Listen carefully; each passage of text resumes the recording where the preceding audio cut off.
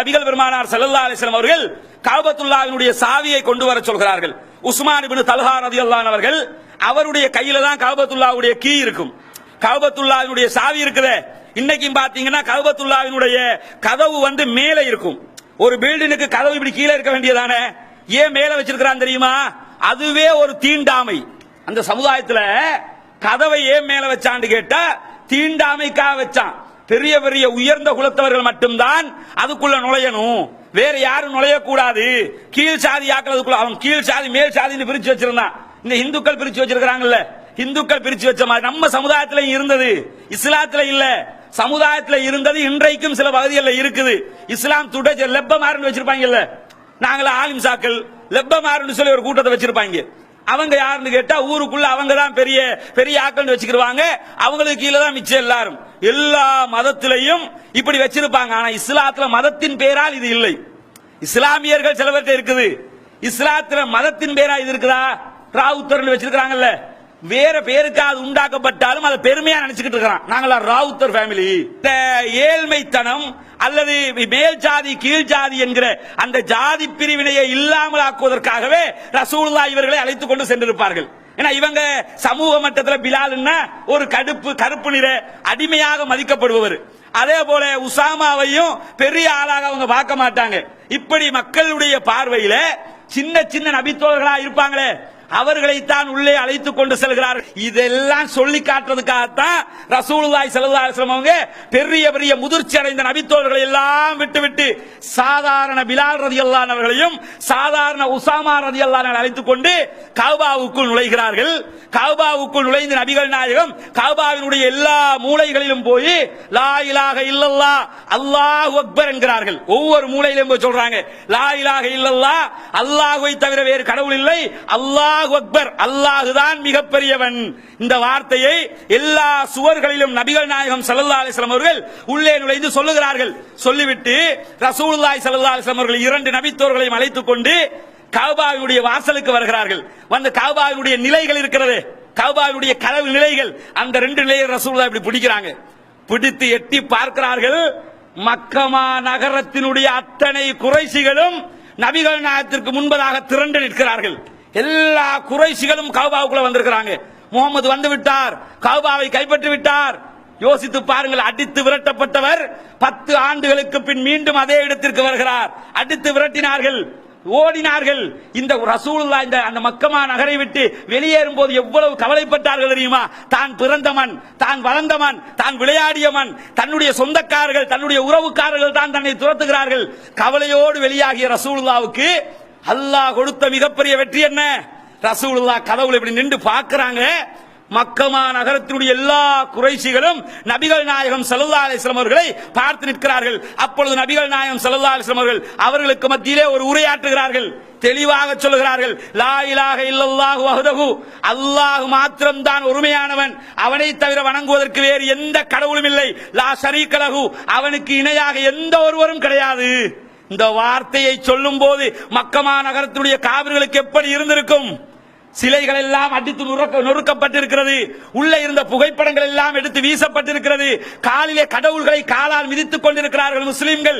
அப்படி மிதித்துக் கொண்டிருக்கிற நேரத்தில் மக்கமா நகரத்தினுடைய காவிர்கள் எல்லாம் கைகட்டி பார்த்துக் கொண்டிருக்கிறார்கள். கையாலாகாதவர்களாக இருக்கிறார்கள், ஒன்றும் செய்ய முடியாது. முஸ்லிம்களுக்கு எதிராக ஒரு வார்த்தை பேச முடியாது. வாயெல்லாம் கட்டப்பட்டிருக்கிறது, கைகள் எல்லாம் கட்டி வைக்கப்பட்டிருக்கிறது. வாயை திறந்தா வாயிலே வெட்டுவாங்க, கையை ஓங்கினாண்டா கை இருக்காது.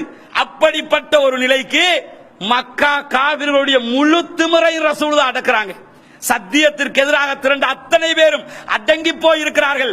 அந்த நேரத்தில் நபிகள் நாயகம் ஸல்லல்லாஹு அலைஹி வஸல்லம் அவர்கள் மக்கா காவிர்களுக்கு மத்தியிலே உரையாற்றுகிறார்கள். லா இலாஹ இல்லல்லாஹு வஹ்தஹு லா ஷரீக லஹு, அல்லாஹ்வை தவிர வணங்குவதற்கு வேறு யாரும் இல்லை, அவனுக்கு இணையாக எவரும் கிடையாது. சதக வஅதா வ நஸர அப்தா வ ஹஸமல் அஹ்ஸாப வஹ்தா. அல்லாஹ் தஆலா அல்லாஹ்வுடைய தூதர் ஸல்லல்லாஹு அலைஹி வஸல்லம் அவர்கள் சொல்கிறார்கள், அல்லாஹ் தஆலா உண்மை பேசிவிட்டான், அவன் தன்னுடைய அடியாருக்கு உதவி செய்து விட்டான், தன்னுடைய ராணுவத்தை கொண்டு எல்லா ராணுவத்தையும் அல்லாஹ் தஆலா அழித்து துவம்சம் செய்து விட்டான். நபிகள் பெருமானார் ஸல்லல்லாஹு அலைஹி வஸல்லம் அவர்கள் இந்த வார்த்தையை சொல்லும் போது எப்படி இருக்கும் காவிர்களுக்கு? அல்லாஹ் தஆலா உண்மையாக நடந்து கொண்டான், தன்னுடைய அடியாருக்கு அளித்த வாக்குறுதியை நிறைவேற்றி விட்டான். எல்லா ராணுவ பலத்தையும் அடித்து நொறுக்கி விட்டான்.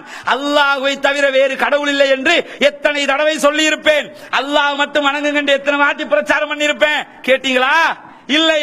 இன்றைக்கு அல்லாஹ்வை மாத்திரம் வணங்கக்கூடிய ஒரு படை இதே கஅபத்துல்லாவை கைப்பற்றி இருக்கிறது என்ற செய்தியை ரசூலுல்லாஹ் சொல்லிவிட்டு அந்த மக்களுக்கு மத்தியிலே சொல்லுகிறார்கள், குறைஷிகளே நன்றாக தெரிந்து கொள்ளுங்கள், எல்லா மூட பழக்க வழக்கங்களையும் என்னுடைய 2 கால்களுக்கு கீழால் போட்டு மிதிக்கிற தருணம் இது.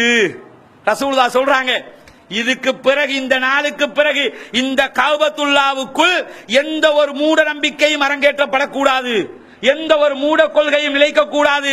எல்லா மூட கொள்கைகளையும் என்னுடைய கால்களுக்கு கீழால் போட்டு மிதிக்கிறேன்.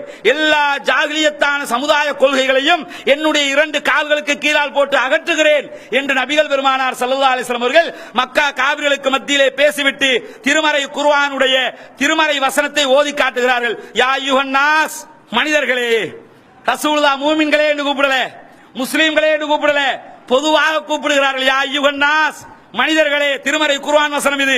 யா அய்யுஹன் நாஸ், இது இன்னா ஹலக்னாக்கும் மின் தக்கரின் வ உன்சா, உங்களை ஒரு ஆண் ஒரு பெண்ணிலிருந்து தான் படைத்திருக்கிறோம். எப்படிப்பட்ட வசனம் என்று பாருங்க. அடிப்படை ஈமானை உருக்குகிற ஒரு வசனம். இன்னா ஹலக்னாக்கும் மின் தக்கரின் வ உன்சா வ ஜஅல்னாக்கும் ஷுஊபன் வ கபாயில லிதஆரஃபு, உங்களை நாங்கள் கோத்திரங்களாகவும் குலங்களாகவும் மாற்றி இருப்பது உங்களை ஒருவரை ஒருவர் அறிந்து கொள்வதற்காகத்தான், ஏற்றத்தாழ்வு கற்பிப்பதற்காக அல்ல. அருமையான வசனத்தை ஓதி காட்டுறாங்க. மக்களே, இந்த மக்காவிலே இதற்கு பிறகு யாரும் ஏற்றத்தாழ்வு கற்பிக்க கூடாது. ஏற்றத்தாழ்வு என்பது இல்லை. உங்கள் அத்தனை பேரையும் ஒரு ஆண் ஒரு பெண்ணிலிருந்து தான் படைத்திருக்கிறோம். பிலால் பிறந்ததும் ஒரு ஆண் ஒரு பெண், ஆதம் ஹவ்வாவில் இருந்துதான். உமர் பிறந்ததும் ஆதம் ஹவ்வாவில் இருந்துதான். உத்பா பிறந்ததும் ஆதம் ஹவ்வாவில் இருந்துதான். ஷைபா பிறந்ததும் ஆதம் ஹவ்வாவில் இருந்துதான். அத்தனை பேர் பிறந்ததும் இந்த ஆதம் ஹவ்வாவில் இருந்துதான். இதுல யாரும் நீ பெரியவன் நான் சிறியவன், நீ பெரிய ஜாதி நான் கீழ் ஜாதி என்ற பாகுபாடு இந்த உலகத்திலே யாரும் காண்பிக்க கூடாது. உங்களை ஒருவரை ஒருவர் அறிந்து கொள்வதற்காகத்தான் கோத்திரங்களாக குலங்களாக நாங்கள் பிரித்திருக்கிறோம். ஏற்றத்தாழ்வு கற்பிப்பதற்காக அல்ல, குறைஷி பெரிய கர்வம் காட்டுறதுக்காக அல்ல. நாங்கள் குறைஷிகள் எங்களை மிஞ்ச யாரும் இல்லை என்று நினைப்பதற்காக உங்களை குலங்களாக மாற்றவில்லை. நீ குறைஷி குலத்தை சேர்ந்தவன் என்று ஒரு அட்ரஸ் வேணும், அறிஞ்சிக்கிறனே, இந்த அட்ரஸுக்காகத்தான் இப்படி வச்சிருக்கிறமே தவிர நீ பெரிய ஆளு இவன் சின்ன ஆளுன்னு சொல்லி பிரித்து காட்டுவதற்காக வைக்கவில்லை என்று சொல்லிவிட்டு நபிகள் பெருமானார் ஸல்லல்லாஹு அலைஹி வஸல்லம் தொடர்ந்து திருமறை குர்ஆன் வசனத்தை ஓதுகிறார்கள். இன்ன அக்ரமக்கும் இந்தல்லாஹி அத்காக்கும், அப்படியே ஒரு ஓங்கி ஒரு ஆணி அடிச்ச மாதிரி அறைகிறார்கள். அச்சாணி கொம்பாக ஒரு வார்த்தை என்ன தெளிவாக சொல்லுகிறார்கள். இன்ன அக்ரமக்கும் இந்தல்லாஹி அத்காக்கும். மக்களே, உங்களிலே அல்லாஹ்விடத்தில் சிறந்தவர் இறையச்சம் உள்ளவர் தான். உங்கள பெரியவன் சின்னவன் எல்லாம் கிடையாது. யாரு அல்லாஹ்ட்ட பெரிய ஆளுன்னு கேட்டா, யாருக்கு அதிகமாக இறையச்சம் இருக்கிறதோ, யார் அதிகமாக அல்லாஹ்வை பயப்படுகிறாரோ, யார் அதிகமாக அல்லாஹ்வுக்கு அஞ்சுகிறாரோ, இப்படி அஞ்சக்கூடியவர் தான் அல்லாஹ்விடத்தில் பெரியவராக முடியுமே தவிர பெரிய ஜாதி கீழ் ஜாதி மேல் ஜாதி என்ற ஜாதி பாகுபாட்டின் மூலமாக யாரும் மேலேயோ கீழேயோ போக முடியாது என்ற செய்தியை நபிகள் பெருமானார் ஸல்லல்லாஹு அலைஹி வஸல்லம் அவர்கள் ஆணித்தரமாக சொல்லிவிட்டு கஅபா விட்டு அப்படியே இறங்கி வர்றாங்க. இறங்கி வந்து கஅபாவினுடைய கதவு மீண்டும் பூட்டப்படுகிறது. கஅபத்துல்லாஹ்வினுடைய சாவி நபிகள் நாயகம் ஸல்லல்லாஹு அலைஹி வஸல்லம் கையிலே இருக்கிறது. அலி ரலியல்லாஹு அன்ஹு அவர்கள் வந்து ரசூலுல்லாஹ் சொல்றாங்க, அல்லாஹ்வின் தூதரே, இவ்வளவு காலமாக மக்காவுக்கு வருகிற மக்களுக்கு நாங்கள் தான் தண்ணீர் புகட்டக்கூடியவர்களாக இருக்கிறோம். ஜம்சம் தண்ணி எடுத்து கொடுக்கக்கூடிய ஆக்களா நாங்க தான் இருக்கிறோம். அதே மாதிரி கஅபத்துல்லாஹ்வினுடைய சாவியும் எங்களுக்கு கிடைத்து விடக் கூடாதா அப்படிங்கிறாங்க. நபிகள் நாயகம் ஸல்லல்லாஹு அலைஹி வஸல்லம் அவர்கள் அலி ரலியல்லாஹு அன்ஹு இடத்தில் சொல்கிறார்கள், உஸ்மான் இப்னு தல்ஹாவை அழைத்து வாருங்கள். உஸ்மான் இப்னு தல்ஹா வர்றாங்க. உஸ்மான் இப்னு தல்ஹாவிடத்திலேயே மீண்டும் அதே சாவி கோர்வை ரசூலுல்லாஹ் கொடுத்து விட்டு சொல்கிறார்கள், உஸ்மான் இப்னு தல்ஹாவே, இது நீதம் செலுத்தப்படுகிற நாள், உங்க கையில தானே இருந்துச்சு, நீங்களே கஅபத்துல்லாஹ்வுடைய சாவியை வச்சுக்கிறீங்க. ரசூலுல்லாஹ் சில காரியங்களை பார்த்தாங்க. அது வந்து ஒரு ஒரு அருமையான நிர்வாக ஒழுங்கு. அவர்கிட்ட இருந்து பறிச்சு இவருக்கு கொடுத்திருந்தாருன்னு அந்த இடத்துல ஒரு குரோதம் வெளிப்பட்டிருக்கும்.